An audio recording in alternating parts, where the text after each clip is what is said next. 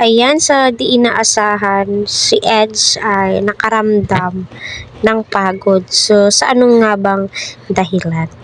Si Beyonce may sinabi ho siya, kaya patuloy po nating suportahan sa Kalingap Rob, Kuya Val at ang buong team, Kalingap Edu, Ate Ed, na wag po natin skip ang kanilang ads para sa ganun nga po ay marami pa pong kababayan po natin ang kanilang matulungan and syempre ang kanilang balinga. Please panoorin po natin yung upload ni Kuya Val Santos Matubang patungkol po kay Ate Ruda at kay Reyna. Susuportahan po natin ang kanyang mga uploaded video and also Kalingap Edu and Ate Edna. So, ito nga po, hindi po maiiwasan talaga, na makakaramdam ka ng pagod. Kaya, kung napapansin nyo, yung mga ibang supporters, sinasabi na uminom ng napakaraming tubig dahil napaka-importante po yan sa katawan po natin.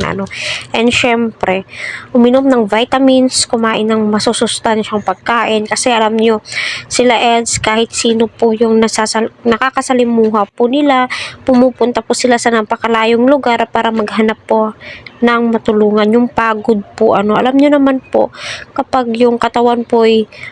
sumingil, sa pang-araw-araw po natin ginagawa, oh my God, ang hirap pong magkasakit ngayon, lalong-lalo na kapag may mga taong umaasa sa'yo, alam naman po natin yan, may mga tinutulungan po si Eds, may mga beneficiary po siyang tinutulungan, kaya sinabi ni Beyonce na kailangan matulog ng maaga, para sa ganun ay makapagpahinga ang katawan, so importante po yun, at masasabi mo, napaka-matured ni Beyonce na mag-isip, nagbibigay po siya ng mga payo kay Adu, kung ano yung mabuting gawin. Kailangan daw po ay hindi po muna mag-cellphone, kasi alam niyo naman po,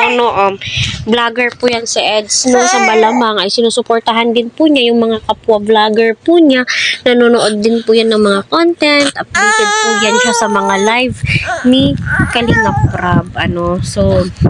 ayun, sa dami pa naman po ng pinuntahan nila Edo sa 3 araw po nilang pag-i-stay sa Cebu, syempre mag-e-enjoy ka at mararamdaman mo talaga yung pagod kapag pauwi ka na, so kailangan po nating magpahinga, at kita naman po natin, na itong si Eds is masasabi mo po talaga at mararamdaman mo sa kanya kung gaano po siya ka-thankful, sa kanyang pinsan, diba? At yun din naman po itong si Beyonce.